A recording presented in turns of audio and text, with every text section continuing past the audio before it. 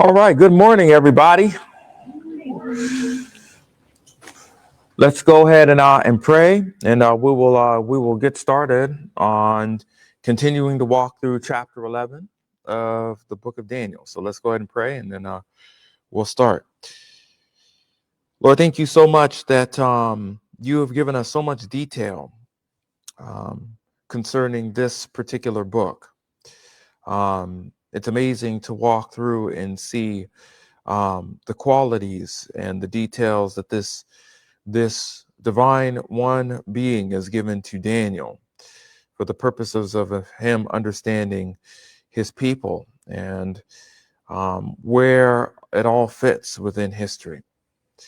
Pray, God, that this would be instructive and that this would encourage us to be assured that your word is indeed true, that you have laid all these things out in advance before Daniel and before us as well, as we seek to understand these historical events and why they're important.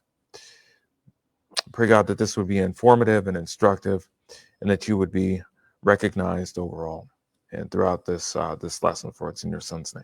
Amen. Okay. We are continuing through chapter 11 of the book of Daniel. You know, for those who are new, I kind of feel bad for you because you're kind of piloting in and parachuting right in the middle of a historical discourse, and it kind of feels like, why am I here? So I'll do my best to try to sum this up so that this is clear. We are walking through chapter 11 of Daniel, doing kind of what like a forensic investigator does. We are looking at details that are given within the text, and then we're taking those details, that is the historical details of the passage, and we are walking through history. So every word, every phrase, every concept within this chapter matters because we are using that to underscore historical events and places and rulers that this one man that is talking to Daniel is giving him. Let's go ahead and kind of surround ourselves with where we are here. The general kind of observation of Daniel's timeline. We are here historically, there we are, within this text here. The reign of Cyrus the Great. Okay, the start of the Persian Empire is where we are. Okay, Daniel will not see these events that we're talking about. He will be long gone. And yet this one being, this divine being, is sharing with him this history as it pertains to his people, right? Darius the Mede is the co-regent of Babylon, the city in the region of Babylon, in place of Belshazzar, who was the final king of the Babylonian Empire. This one man, this divine being, comes to Daniel and gives him some information about particular rulers that are going to rise within the time of Israel and them going back to the land to rebuild.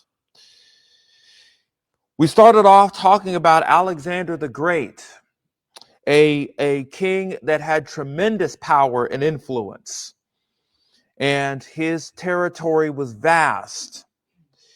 But his reign did not last very long, and his land that he amassed after he died was split between his four generals, known as the Diadochi, or the successors. Okay? We have Seleucus I, who is the ruler of the east at this time.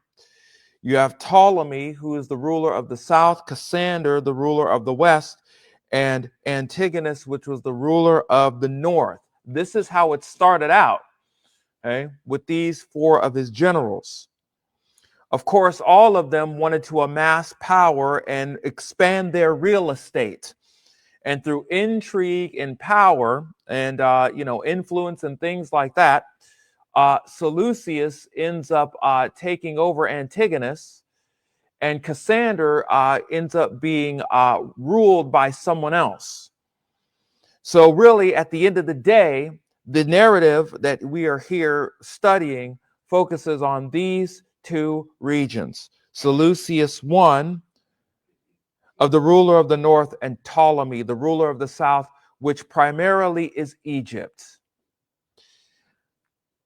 We have been going through these kings and these particular rulers here. Remember, ruler of king of the north and king of the south is just a title. And as one king dies, another one rises in its place. And we've been taking a look at these particular kings so far. Right smack dab in the middle of these particular two empires is Israel. Israel is a prime real estate for both of these lands. It keeps flipping and changing hands here. And one of the reasons why is because it is a strategic military position. If the king of the north ends up taking Israel as his land, he has a direct shot to Ptolemy and the king of the south. If the king of the south rules Israel, it acts as a buffer zone between the north. Okay, so this real estate is huge, and right smack dab within the middle of Israel is this conflict. We've even seen Israel in the previous text believe that they were supposed to be active in bringing about the liberation of their land and their people from the Gentiles, but that didn't work out very well. So the one man continues to describe to Daniel, remember this is during the time of Cyrus the Great, the back and forth conflict between the king of the north and the king of the south. And of course, in the center of this power of these two kingdoms is Israel, and the strategic placement of this geography here between these two kings. Now, I have to continue to mention this during this particular time between chapter 11, verses 12 to 19. The focus of this account focuses on three specific kings: Ptolemy 4 and 5, that is the southern family, the king of the south, and Antiochus 3, particularly Antiochus. He's going to play very important here. He's going to make some moves that is eventually going to probably lead to the destruction and the downfall of this empire. Okay? These events that take place here within these particular statements seem to overlap one another. So it's kind of going to go back and forth between these particular rulers here. Now, with the introduction aside, let's go ahead and look at chapter 11, verses 15 and 16. It says, "Then the king of the north will come." I'll actually start at verse 14, just for some immediate context here. Verse 14.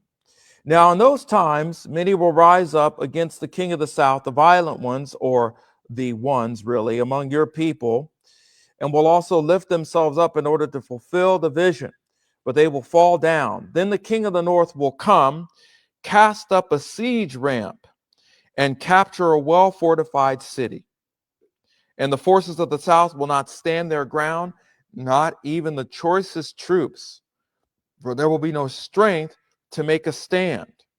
But he who comes against him will do as he pleases, and no one will be able to help withstand him. He will also stay for a time in the beautiful land with destruction in his hand." Again, a very short statement, but loaded with lots of good information. Let's start with this word in red, then.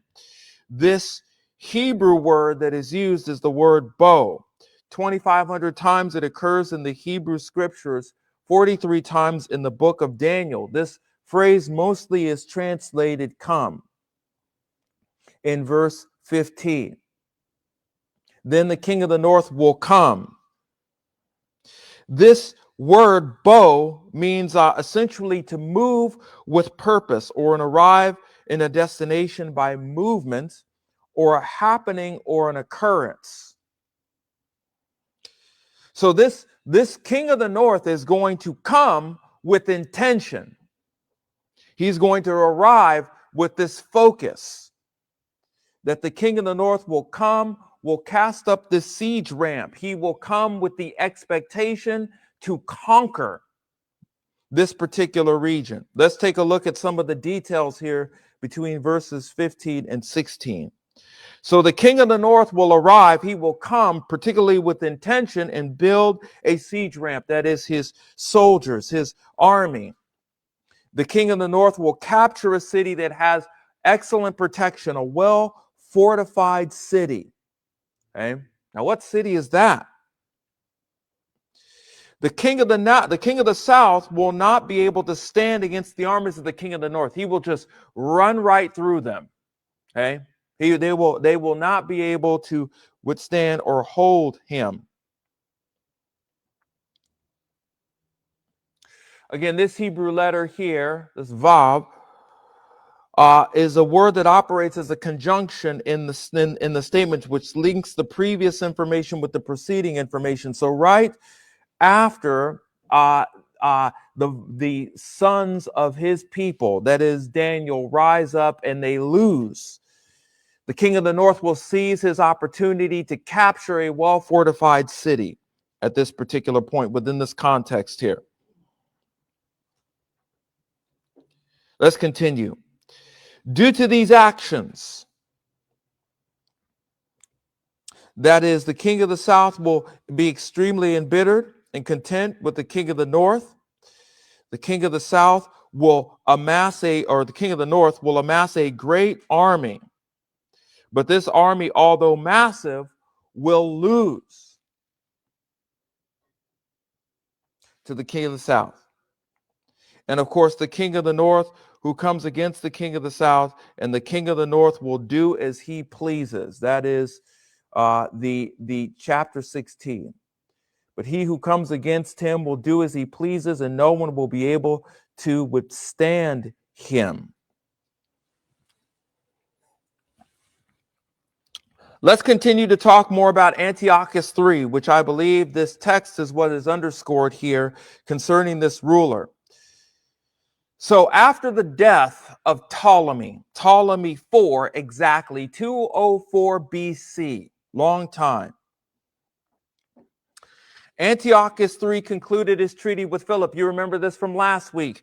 Antiochus III and Philip IV of Greece, who was a ruler, had decided to join forces against the Ptolemaic Empire. Well, after the death of Ptolemy, there was no reason for them to actually align anymore. So they had concluded their treaty with Philip. And after the death of Ptolemy and their eventual partnership, they had decided that they would conquer the Ptolemaic Empire and basically divide the land amongst themselves. Antiochus III took the lion's share of the lands. He possessed southern Syria, Lycia, Sicilia, and Cyprus, essentially the lands that are coastal cities. Okay? And Philip V was to possess essentially Western Asia Minor. Okay? This division basically reduced the Ptolemaic Empire essentially to just Egypt. This was strategic for Antiochus because Antiochus was getting ready essentially to gobble up all of this real estate in an attempt to conquer Egypt. That's what he was looking for. So Antiochus III invaded Coel Syria, which again was a couple of coastal cities among southern Turkey, and defeated the Ptolemaic general named Scopas at Panion. Where is Panion? Panion is at basically at the waterhead of the Jordan River. Okay. So again, Antiochus swept up to north, all the way down to the south, and took up essentially parts of Israel and things like that. And he was making his way down to the southern region of the Ptolemaic Empire. In 200 BC, Antiochus gained control of Sidon. Now, that, I believe, is the well-fortified city in verse 15. Historically, this is what happened. They built a siege ramp there and conquered that city. This is not a small reign or a small invasion and conquering. Sidon is a huge city. Let's talk about Sidon for a minute. All the way up here in Phoenicia, off the coast here. Sidon was one of the most important cities in antiquity. Okay? It was known for its purple dyes, and royalty, of course, loved their purple dyes and their linens, so they would travel all over the world to come to Sidon, and it was known for this, as well as its glassware all across the east. Okay? By the way, this city is mentioned frequently in the Hebrew scriptures as well. As a matter of fact, we see the origin of this city found in the book of Genesis. As a matter of fact, in Genesis chapter 10, verse 15, again talking about the descendants, says it turned towards east to Beth Dagon and reached Zebulun to the valley of Ithbatel, northward to Beth-emek and Neiel. Then it proceeded north to Kabul, Ebron, Rehob, Haman, Cana, as far as Great Sidon. That is this city here.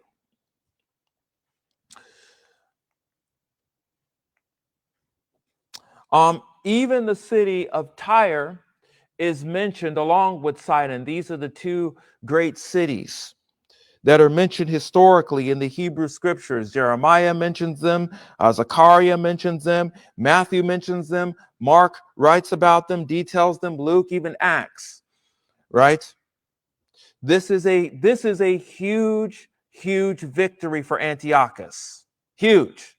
Because that means that he controls seaports, trade, economy, economic power. Okay? More money for his treasury, more money for his conquests. So after Antiochus gains control of Sidon, he sweeps southward and gains control of Israel. This is where we get chapter 11, verse 16. But he comes against him, will do as he pleases, and no one will be able to withstand him. He will also stay for a time in the beautiful land. Remember how we talked about that phrase? That phrase only shows up after chapter 8.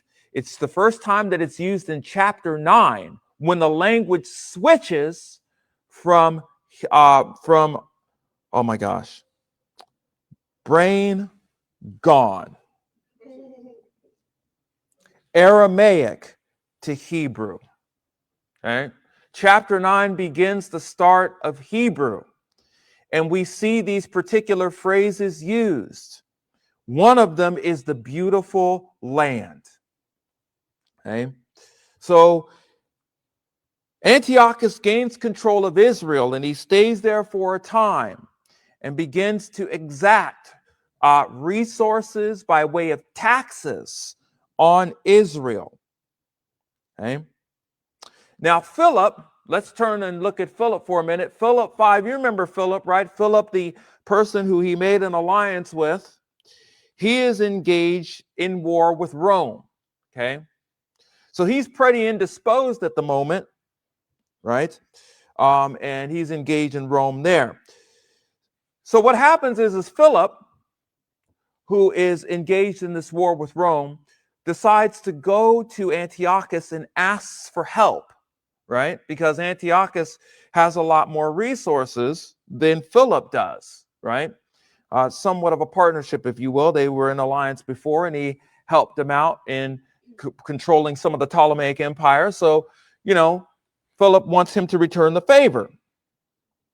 But Antiochus says, nah, you're on your own on this one. Because Antiochus has greater ambitions. He wants Egypt. That's what he wants. So he leaves Philip on red and decides to go march against Egypt. He's going to go into Egypt.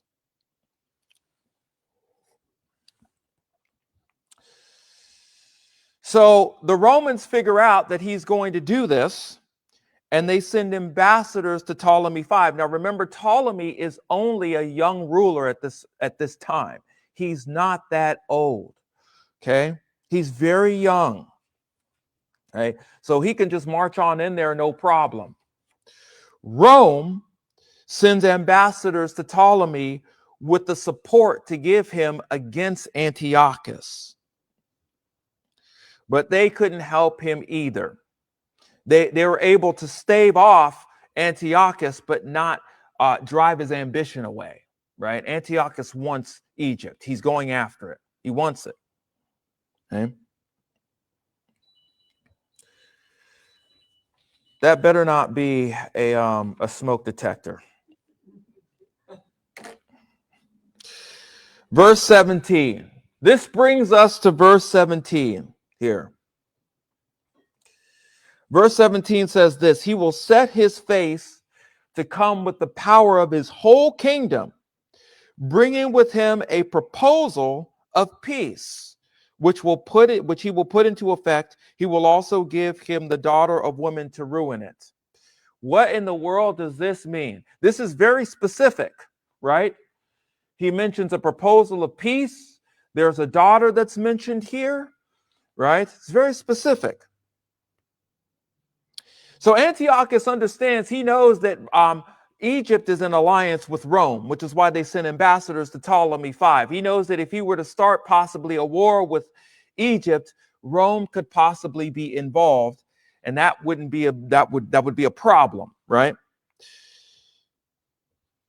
So let's go ahead and break down the details here, 15 and 16. The king of the north will set his focus with the influence of the entire kingdom, that is the Ptolemaic Empire.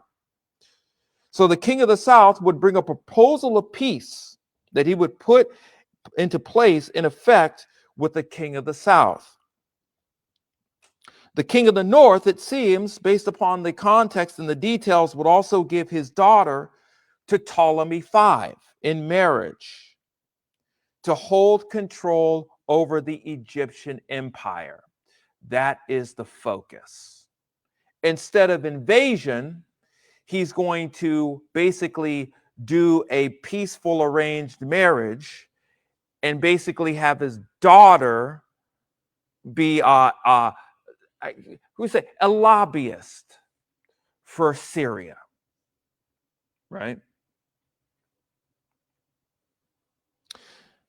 And this is exactly what happened. In 195 AD, a peace treaty was established with Antiochus III, who had came into possession of the stronghold of southern Syria.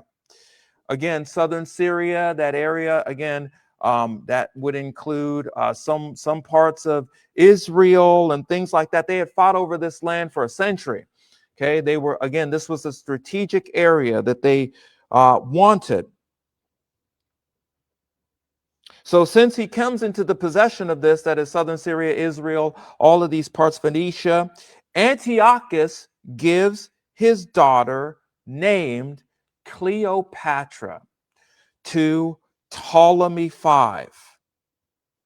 After this, essentially, Egypt, according to Antiochus, becomes a puppet state of the Seleucid Empire. Why? Because his daughter is married to the Ptolemaic king. Okay? And hopefully she will do her father's bidding, right? So he runs essentially Egypt by proxy through his daughter. This is verse 17 here. So let's take a look at this family here. So we've got Ptolemy V, and Cleopatra and their 3 children, Ptolemy 6, Ptolemy 8, which what happened to 7? I don't know what happened to Ptolemy 7, and Cleopatra 2.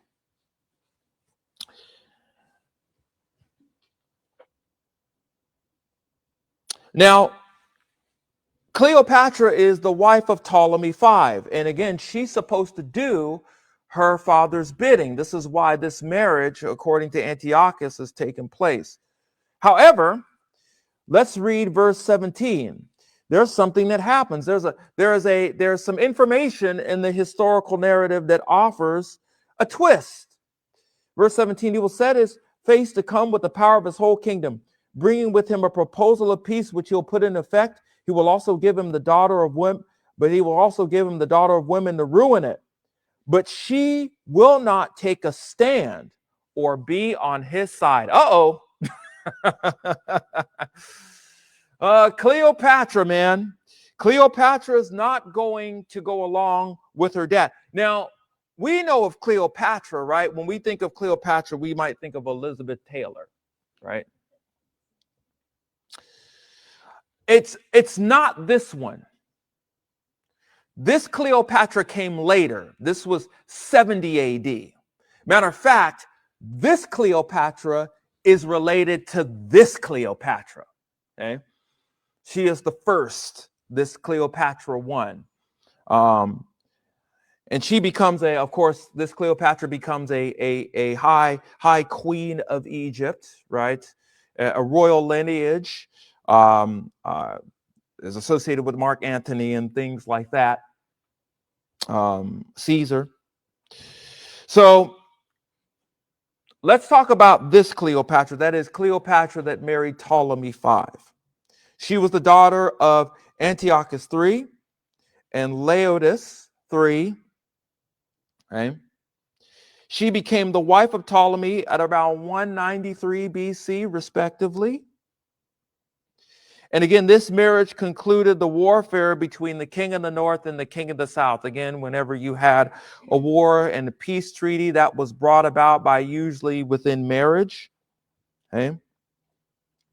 And Antiochus, being a shrewd king, he not only gave his daughter, but he also brought down as a dowry or a commitment revenues from called Syria that belonged to the Ptolemaic Empire, by the way, that was seized a long time ago from his like his great grandfather, something like that. So he brought that down to Egypt along with his daughter as a symbol of peace, right?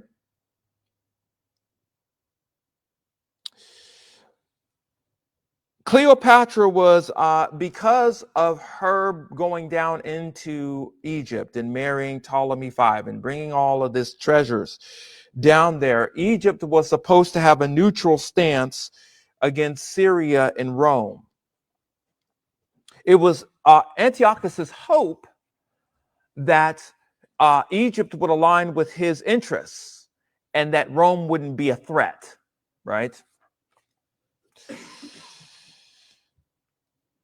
So when Ptolemy 5 died, again, his reign was not that long.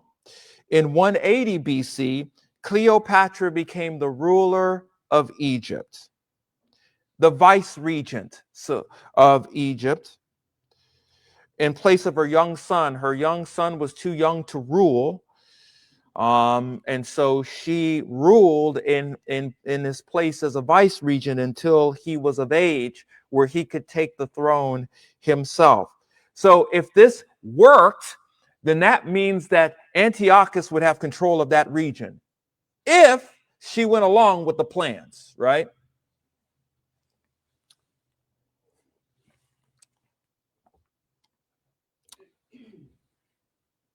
She was supposed to alienate the Roman Empire, right? But instead, she worked with them. Whoops.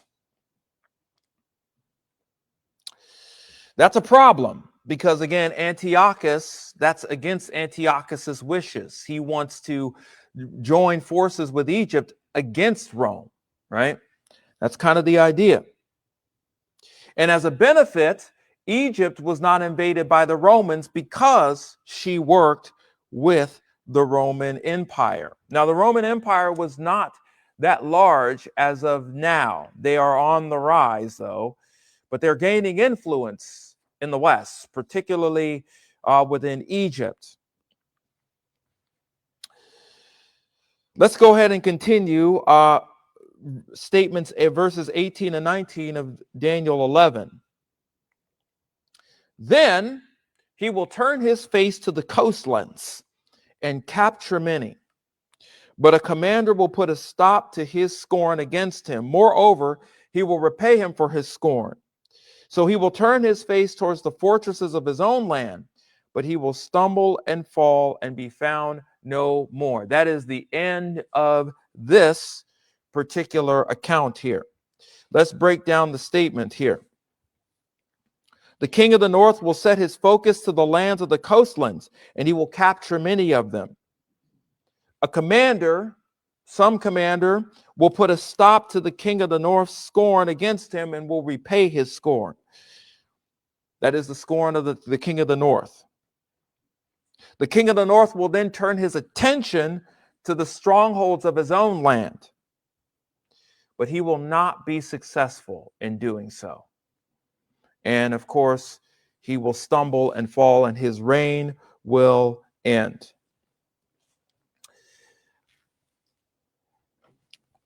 Again, lots of intricate detail here. Let's go ahead and talk some more about Antiochus, as this particular narrative here, this historical narrative, is about him. So, after all of this stuff happens with Cleopatra and his daughter, and he sees that his daughter is basically aligning with Rome in their interests, he turns his attention to the Aegean coast into Greece itself. He's going to gobble up more real estate because it seems that he's losing ground here, because Egypt, being that stronghold that he wanted, is now aligning itself with Rome. So he's going to go now to the coast of Greece and begin to start to gobble up parts of Asia Minor and eventually Greece. He wants that. Okay. So he conquers and claims the rulership of Thrace, which is in Greece.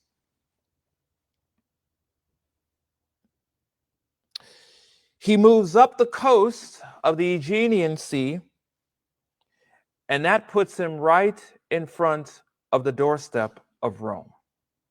That's a problem, right?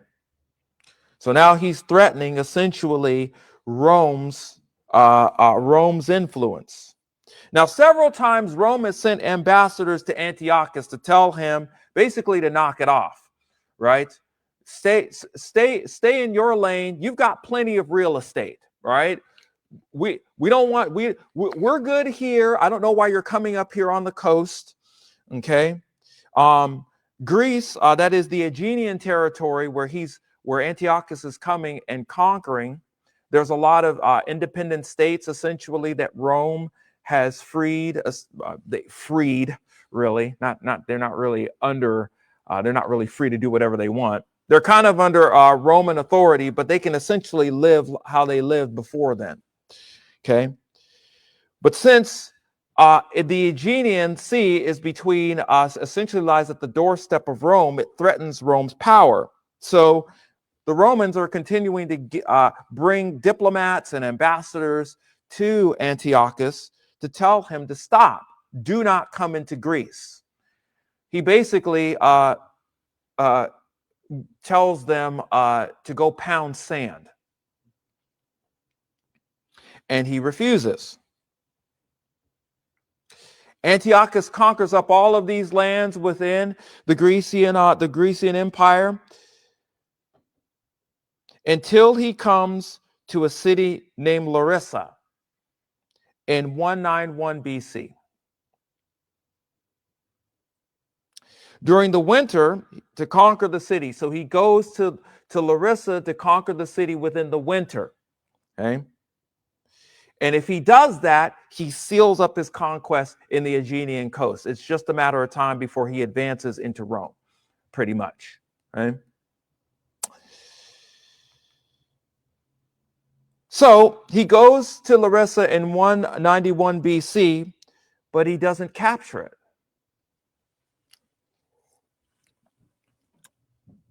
Well, how does he fail to capture it? Well, there's a Roman commander named Claudius. This guy's pretty smart. I don't know if I would have thought this up. So what Claudius does is he knows that Antiochus's army is bigger than his, way bigger, all right? So what does he do? During the day, him and his soldiers set up campfires during the day and then light them all at night during the evening. So when Antiochus comes into the city, he sees all these campfires, and they assume, based upon all of these campfires blazing, that they have more soldiers than he does. So they go, oh no, I thought they had less. They have way more than I thought. So he retreats. That's how he won. He basically tricked Antiochus in believing that he had more soldiers because they built more campfires. So sometime after this retreat, he leaves and doesn't conquer Larissa. So that means that essentially Rome is safe. Okay. The influence of Rome begins to grow among the Grecian Empire. As a matter of fact, there was a kind of an Aegean league of kind of city-states and independent states that begin to start to join with Rome. Rome began to have massive influence over the Grecian Empire, and their influence began to expand as a result of this league and some of the individuals that would join with them. Okay. There is a great battle that occurred that was called the Battle of Thermopylae. This happened in Greece. Again, Antiochus III is advancing in Greece. The Romans are now done with the diplomacy. They're done with the ambassadors. They're just going to meet him head on. And this happens at the Battle of Thermopylae. The Romans, with their advanced military strategy, basically destroy Antiochus's army and basically had Antiochus flee to Asia Minor. He lost that battle and fled to Asia Minor. At the same time, his naval fleet was destroyed by Rome, Pergamum, and Rhodes, essentially combining their resources to destroy and crush Antiochus's naval fleet. So he's losing on all sides. He's lost land authority. He's lost basically oceanic influence, naval, maritime influence. He's lost that. Now, when you're done on all sides, right, and you know, you had your back against the wall, like Antiochus has now. Now Antiochus now wants to talk some peace. Now, hey, you know, hey, let's talk now, right? Now let's talk, right? You got me, right? So Antiochus was eager now to negotiate with Rome. He wasn't at first. They sent all ambassadors, all kinds, right? You know, he told them, go cram it, right? Now he wants to talk. So Rome demanded that his soldiers evacuate southern Turkey. This is a big problem because this is a mountainous range here in the southern part of Turkey. It acts as a defense, right, between invading armies and the Seleucid Empire. So he's lost this strategic place, this strategic region, right, to Rome. This basically cuts off essentially his defense. So he's lost his army, essentially his soldiers. He's lost his naval fleet, and now he's lost his defense that the mountains were kind of helping him with in protecting his region.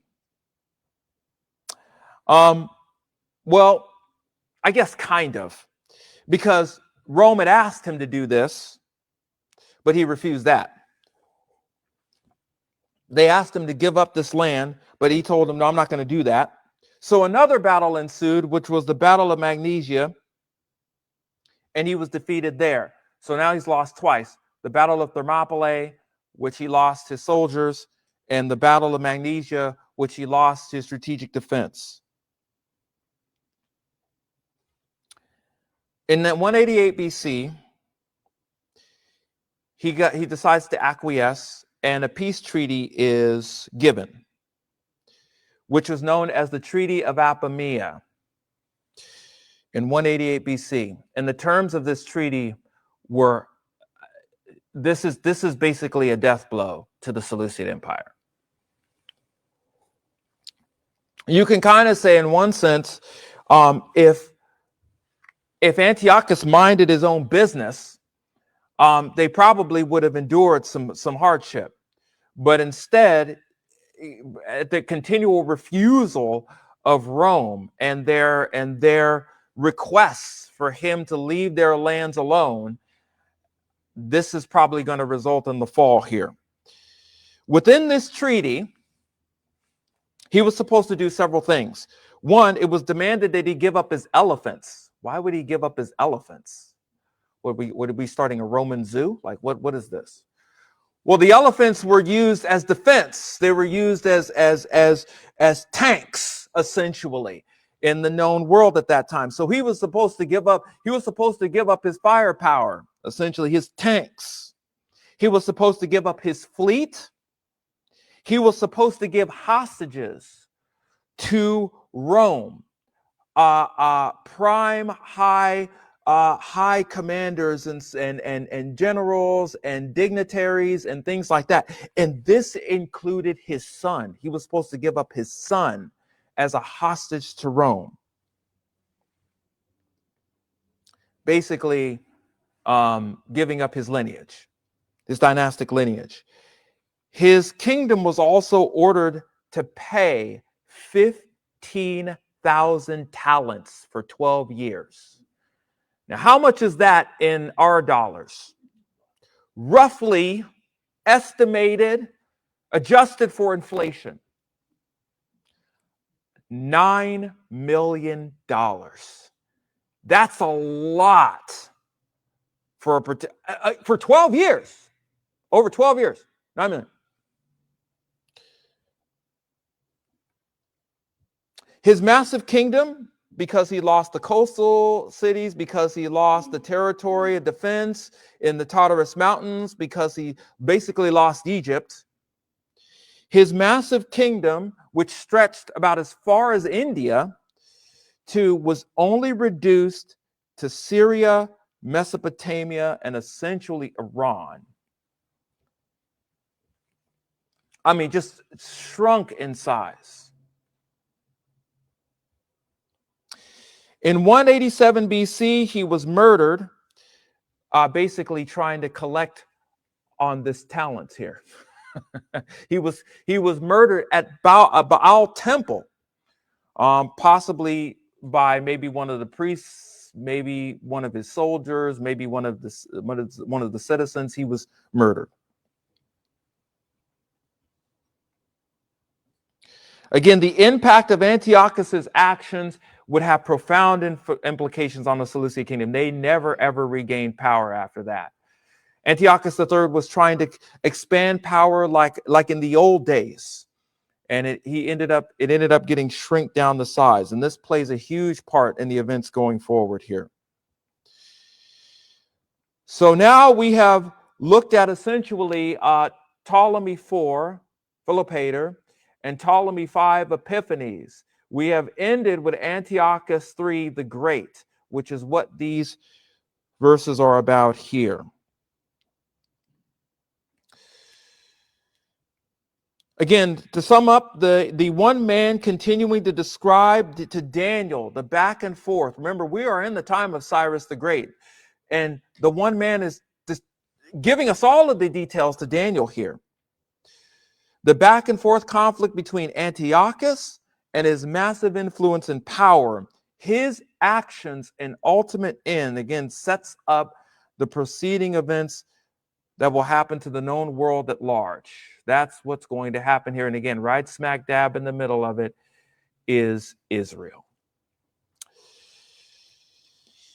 Man, so much detail. Let's go ahead and pray, and I will close out this hour here. Lord, thank you so much for this text. Prophecy is specific. It is detailed. It is thorough. It is comprehensive. And we can look back and look at some of these beats and see these events. And that gives us encouragement that if these things that you have given to Daniel were completed, then that means the things that aren't completed will be completed in the future. Concerning your son's return, concerning the glorification of the saints, concerning the resurrection of the believers, concerning all of these things, and ultimately the establishment of your kingdom. We thank you so much for letting us know the end game before it occurs, and that it all points back to your glory. For it's in your son's name. Amen.